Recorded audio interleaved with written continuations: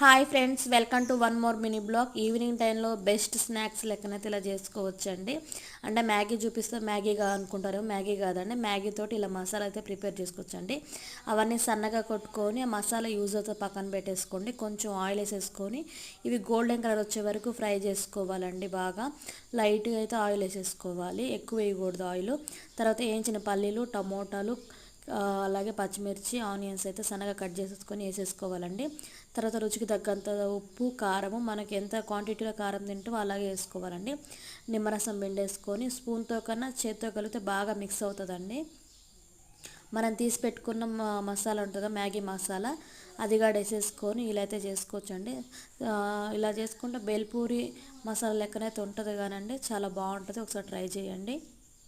నాకు తెలిసి మ్యాగీ కన్నా ఇలా చేసుకుంటే సూపర్ ఉంటుందండి. బెస్ట్ స్నాక్స్ అంటే ఇదేనండి. Thank you.